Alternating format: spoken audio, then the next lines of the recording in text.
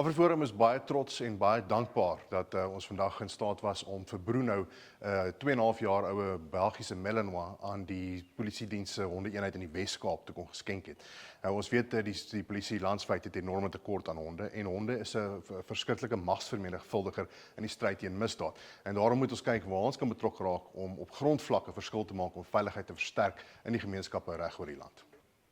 Voordat die polisie natuurlik so 'n hond kan aanvaar, moet hierdie hond eers gekeur word en ons is deur 'n paar ronde om die regte hond te gekry het wat voldoen het aan die polisie se streng voorwaardes. En hierdie hond is nou deur sy eerste fase van opleiding en hy gaan nou verder spesialiseer, maar tot dusver is hy reeds opgelei hoe om springstof op te spoor, vuurwapens en ammunisie. En ons glo veral in bendegebiede gaan dit 'n groot rol speel en gaan honde soos Bruno baie goed aangewend kan word om 'n verskil te maak. AfriForum gaan ook van hier af 'n spesifieke fonds loods waar ons gaan fondse insamel om nog honde te verskaf aan lede van die SAPD reg oor die land waar hulle dit nodig het, want ons weet die mense wat met hierdie honde werk het 'n hart vir die gemeenskap en hulle probeer om hulle werk te doen. Die feit dat daar hulpbronne tekorte is nie die ouens op grondvlak se skuld nie en daarom vir ons het ook nodig om daar te help en ons sê baie dankie vir ons lede wat dit vir ons moontlik maak.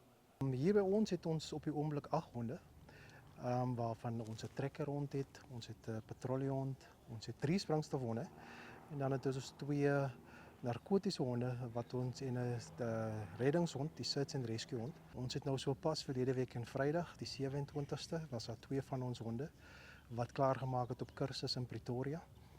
Een van die honde wat klaargemaak het op kursus is sy naam is Bruno. Hy's 'n Malinois.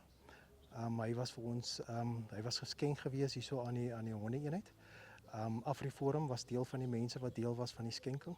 En ons is baie dankbaar vir AfriForum vir die wat hulle vir ons gehelp het om die hond te bekom hierso by die hondeeenheid. En ons weet hy gaan 'n baie suksesvolle hond wees, want as ons kyk na sy temperament en alles, weet ons dat die hond en sy geleider 'n groot sukses sal wees en regtig 'n impak sal maak in die gemeenskap van George en oral waar hy gebruik gaan word.